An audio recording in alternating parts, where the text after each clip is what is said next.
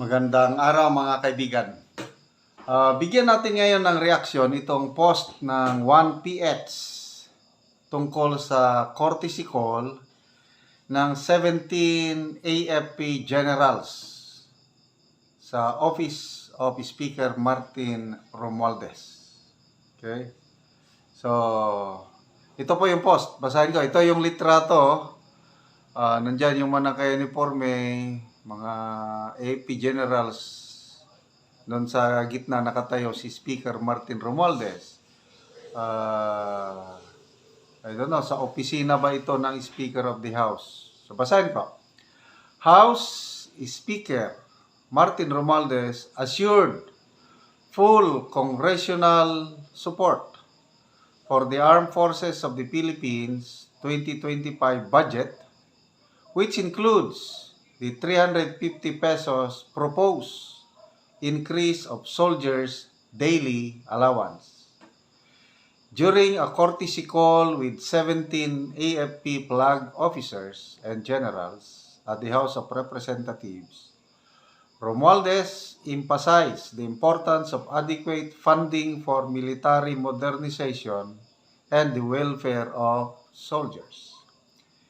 AFP leaders expressed gratitude for the House leadership's continued support of initiatives which aim to ensure national security and peace.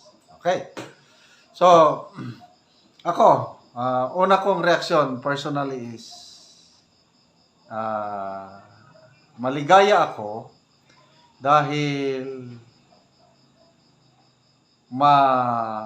madagdagan na yung food or subsistence allowance ng mga sundalo, including our calf goose. Nag-retire ako 2015. Ang present subsistence or food allowance ng sundalo is 150 pesos per day.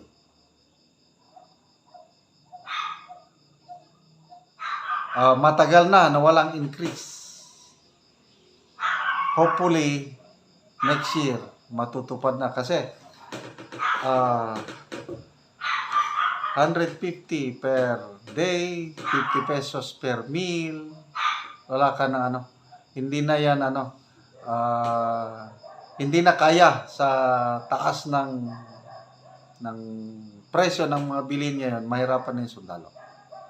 Kaya, ulitin ko, personally, maligaya ako, nagpapasalamat ako sa suporta, yung assurance na ma-increase na next year. Kaya lang, ang tanong ko,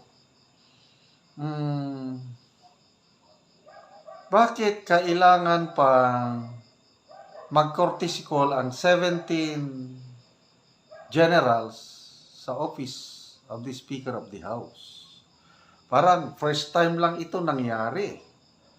Nung kapanahunan namin, kung may mag-increase. Kasi yung pag-increase na yan is executive department.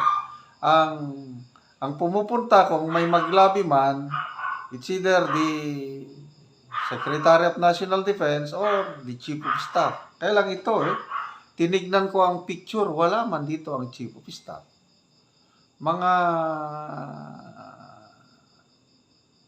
Wala akong masyadong kilala. Tapos binasa ko ang mga comments. Halos lahat ng comments is, siya na ba ang presidente? Ito, Tini Abi. Basahin yung mga comments. Wow, siya na talaga ang presidente. No wonder Browner is loyal to him than to Juan de la Cruz. Grabe talaga taas ng lipad ng taong ito. Paano kaya kung di ito manalo next year? What are these uniformed men gonna do? I never in my wildest imagination see a Speaker of the House so full of himself. Talo pa talaga ang powers niya sa President at VP, Vice President. Siguro pati si Putin na siya na talaga. Okay. Marcy Reyes, who is he to decide like he is the president by passing anyone? Halos lahat itong mga comments, yun ang kwan. Siya na bang presidente? Cesar Crisostomo, in exchange of what they do for a country to be loyal to the Constitution, to the people of the Philippines? Question mark. Len Jimenez, never ginawa ito ng mga previous speakers. Ito yung sinasabi ko Ngayon lang nangyari. Bypass talaga kahit pinsan mo pa ang presidente. This is an insult to the president. It is worrisome. Talagang history na ito. The most powerful speaker in the history of the Philippines. Jing Brown, oh my God. Like a president, Marcos Jr. doesn't feel insulted by this? Or he's just too numb to feel anything? Jemdel Macapagal, shouldn't the president be the one making those promises and decisions? What's happening to our country? Dang Moreno, they're so scared of Sara. Hayes Waga only shows one thing. He is the president. Eli Esteban, looks like our president now is Tambaluslos. Imelda Oriol, the generals, general problem with the feeling President Budoy. Orlando Geronimo, feeling president, ha ha ha. Millie G, buying the trust. Zo Silahes Baile, acting like a president. God bless the Philippines. Torinats Castillo, is he the president? Raymond Benito Bilen, loyalty check. So basta, halos ng president yun. Parang siya na ang presidente. Maalala ko nung bago pa pagsimula ng administrasyong ito, yung biglang bumisita si Speaker Martin Romualdez sa Pag-asa Island. Sabi ko, wow!